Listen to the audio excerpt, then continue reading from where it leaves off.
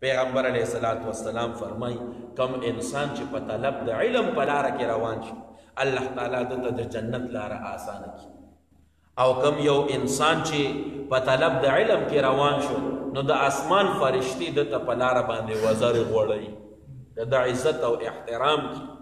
او رسول الله مبارک په یو حدیث کې فرمایي چې عالمان خو د پیغمبر انبیاء کرام وارثان دي او پیغمبران په خپل میراث کې مال او دولت نه پریږدي بلکې هغه په میراث کې علم پریږدي. نو چې چا علم حاصل کو د علم نه حصہ واغسته دک سړی کامیاب دی، ډېرې حصې واغسته د پیغمبر د میراث نه. پیغمبر علیه السلام فرمای چې د عالم دین د پاره فرشتي او د آسمان او د ځمکې ټول مخلوقات د مغفرت دعاګانې کوي، تر دې پورې چې په اوبو کې میانم د عالم دین د پاره د بخښنې او د مغفرت دعاګانې کوي.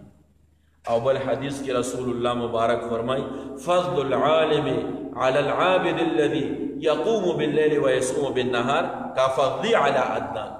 یو سړی دی چې علم نه دی کړی خو عبادت گزار دی، ټوله ورځ روژې او د شپې ټوله شپه الله تعالی ته ولاړي تهجد کوي، شب بیداري کوي. په دې سړي باندې د یو عالم فضیلت دوره دی، دې عبادت گزار باندې عالم دومره افضل دی چې عالم تش فرض موس کوي نور څه نه کوي، خدا عالم په دومره افضل دی لکه پیغمبر علیه السلام وایي چې زما څومره فضیلت دی په یو ادنا امتی باندې. دومره عالم فضیلت لري په یو عام عابد باندې چې عبادت گزار دی. او بل حدیث کې رسول الله مبارک فرمای چې د عالم فضیلت په عابد باندې داسې دی لکه کفضل البدر علی سائر النجوم، لکه څنګه د څوارلسمې سپوږمۍ فضیلت دی په ټولو ستورو باندې. د علم ډېر لوی فضایل دي، په دې باندې مستقل علما کرامو کتابونه لیکلي چې د علم څومره لوی فضیلت. لہذا علم په دوه قسمه دی، یو ضروریات دي د موز او دس مسلې دي، دا په هر انسان باندې فرض دي زده کول، هر انسان باندې. د روژې مسلې دي، دا په هر انسان باندې د روژې مسلې زده کول فرض دي. د زکات مسلې دي، په هر مالدار باندې چې صاحب زکات دی په هر مالدار باندې د زکات مسلې زده کول فرض دي.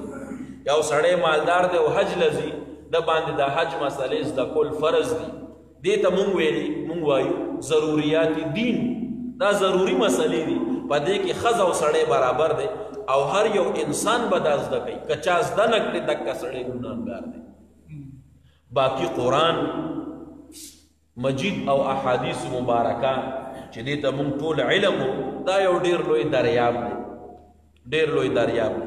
حضرت امام ابو حنیفه رحمت الله علیه د قرآن نه 14 لکه مسلې راوباسلي دي، یو نه، سل نه، 200 نه، زر نه، 50,000 نه، لاک، 2 لاکه، 3 لاکه، 4 لکه نه، 14 لکه مسلې د قرآن حدیث نه راوباسلي دي.